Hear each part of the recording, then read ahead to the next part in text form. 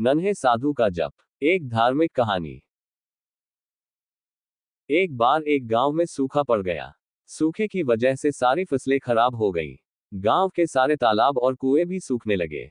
ये सब देखकर गांव के मुखिया ने सभी गांव वालों को एकत्रित किया और कहा, मुखिया भाइयों, हमारे जिले में भयंकर सूखा पड़ा है। कुओं और तालाबों में कुछ ही दिन का पानी बचा है। ऐसे में अब अगर हमने कुछ नहीं किया तो सब मारे जाएंगे। ये सुनकर सभी गांव वाले आपस में विचार करने लगे कि क्या करें, लेकिन किसी को कोई उपाय नहीं मिल पा रहा था। मुखिया और गांव वालों ने मिलकर बात की। फिर मुखिया ने कहा, मुखिया भाइयों, हमें लगता है कि ये कोई दैवीय आपदा है। इसके समाधान के लिए हम गुरु जी के आश्रम चलते हैं। आप तो जानते हैं, यहाँ से उत्तर दिशा की ओर जाने पर गुरु जी का आश्रम है। वहां जाकर उनसे ही कोई समाधान पूछते हैं। अगले दिन गांव के सभी लोग गुरु जी के आश्रम में पहुंच जाते हैं। वहां जाकर देखते हैं कि एक छोटी सी झील के किनारे बहुत से साधु बैठे तपस्या कर रहे हैं। पास ही कुछ साधु हवन कर रहे हैं। चारों ओर हरियाली ही हरियाली थी। गांव के मुखिया ने एक साधु से पूछा, मुखिया साधु बाबा, गुरुजी कहाँ मिलेंगे? साधु, क्या काम है आपको? मुखिया ने अपने गांव की सारी परेशानी बता दी। ये सुनकर साधु ने कहा, साधु आप लोग विश्राम करें, गुरुजी अभी ध्यान मुद्रा में है। कुछ देर बाद मैं उन्हें आपके आने की सूचना दूंगा। मुखिया और गांव वाले वहीं हरी हरी घास पर बैठ गए। ऊपर पेड़ों की छाया थी, नीचे हरी घास, चारों ओर खुशी का माहौल देखकर सब अपना दुख भूल गए। कुछ देर बाद साधु ने आकर बताया कि गुरुदेव आपको बुला रहे हैं। मुखिया और कुछ लोग गुरु जी की कुटिया में पहुंच गए। उन्होंने दंडवत गुरु जी को प्रणाम किया।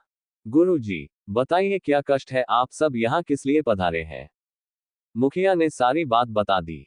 गुरु जी, ये तो प्रभु की इच्छा है, मैं इसमें क्या कर सकता हूँ। जिस जीव का समय पूरा हो जाता है वह भगवान की शरण में चला जाता है। जाओ श्री हरि का नाम जपो, वही तुम्हारे कष्ट का निवारण करेंगे।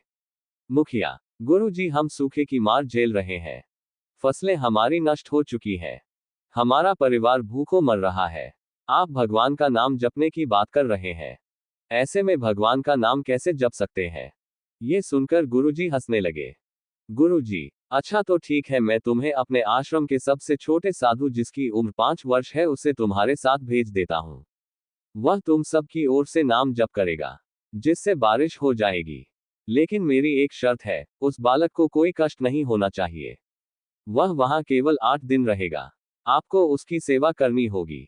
अगर वो आपकी सेवा से प्रसन्न हो गया तो हरि भी प्रसन्न हो जाएंगे। गुरु जी ने उस 5 वर्ष के साधु को अपने पास बुलाया और उसके कान में कुछ कहा। वह बालक साधु हंसते हंसते गांव वालों के साथ चल दिया। गांव में जाकर उसने एक पीपल के पेड़ के नीचे अपना आसन जमा लिया और हरि नाम का जाप शुरू कर दिया। सभी गांव वाले उसके लिए तरह तरह के फल, मिठाइयां, दूध, दही लेकर उसके पास पहुंचने लगते हैं। कोई अपने घर से दरी, चादर लेकर पहुंचता है, लेकिन वह छोटा साधु केवल हरि का नाम जाप करता रहता है। गांव वाले उससे बहुत अनुनय विनय करते हैं, लेकिन वह किसी की नहीं सुनता। एक दिन बीत जाता है। अब मुखिया और गांव वालों को चिंता होने लगती है, क्योंकि उन्होंने उस बालक का ध्यान रखने के लिए कहा था, और ये बालक न तो कुछ खा रहा था, न पी रहा था।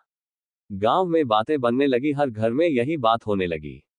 औरतें आपस में बात करती, अरे वो छोटा सा बालक तो केवल हरि हरि जपता रहता है, समझ नहीं आता क्या करे। इधर गांव के मुखिया और गांव वाले बार बार उसके पास जाते और बोलते, महाराज हरि हरि बाद में जप लेना, पहले कुछ खा लो। पूरा गांव बैठ यही प्रार्थना करने लगता है, हे प्रभु, हे श्रीहरि, इस बालक का उपवास पूरा करवा दीजिए। पूरी रात बैठने के बाद सुबह काले काले बादल उमड़ आए और कुछ ही देर में झमाझम बारिश होने लगी। लेकिन गांव वाले बारिश भूलकर वह बालक भीग न जाए, इसलिए वे बांस खड़े करके छप्पर बनाने में लग गए। मुखिया, हे प्रभु श्री हरि, हम तो पहले ही से परेशान थे। आपने बारिश और करा दी, इस बारिश को बंद कर दीजिए। कहीं ये भूखा बालक बारिश में भीग गया, बहुत चिंता बढ़ जाएगी। ये सब देखकर उस साधु बालक ने आंखें खोल दी और कूदकर खड़ा हो गया। बालक साधु, मेरा काम हो गया। आपके गांव में बारिश हो गई, अब मैं चला। वह बालक आगे आगे चल रहा था। पूरा गांव उसके पीछे पीछे आश्रम तक पहुंच गया। गुरु जी, मुखिया जी, आपकी परेशानी खत्म हो गई, अब क्यों आए हो? मुखिया और पूरा गांव गुरुजी के पैरों में गिर गया। मुखिया, गुरुजी, आपके इस नन्हे साधु ने न तो कुछ खाया और न कुछ पिया, केवल हरि हरि का जाप करता रहा। हमें तो कुछ भी ध्यान नहीं रहा। हम तो इसे बचाने में लगे रहे। हमारे कारण इसे बहुत कष्ट हुआ, हमें क्षमा कर दीजिए। गुरुजी, इस बालक को मैंने ही उपवास करने के लिए कहा था। ये तो कई महीने का उपवास रख सकता है। यहाँ तो केवल 8 दिन ही हुए थे। अब दूसरी बात सुनो। इसकी चिंता में पूरा गांव हरि हरि बोलता रहा, जिससे प्रभु श्री हरि ने तुम्हारी पुकार सुन ली और बारिश हो गई। चाहे तुम इसे बचाने के लिए ही सही, लेकिन खुद भूखे प्यासे रहकर इसकी चिंता में मुंह से हरि हरि बोलते रहे। इससे तुम्हारे सारे पाप नष्ट हो गए। अब जाकर अपना जीवन सुख से जियो। मुखिया, गुरु जी, जो बात आप हमें समझाना चाह रहे थे कि हरि नाम का जाप करो, वो इस तरह से समझाए कि हमें बारिश भी बुरी लगने लगी। अब ये पूरा गांव श्री हरि का जाप करता रहेगा। जिस पेड़ के नीचे बैठकर हमारे नन्हे से साधु ने जप किया है, वहां श्री हरि का एक मंदिर बनाया जाएगा। गुरुजी से आशीर्वाद लेकर सभी गांव वाले वापस आकर श्री हरि का नाम जपते हुए जीवन बिताने लगे।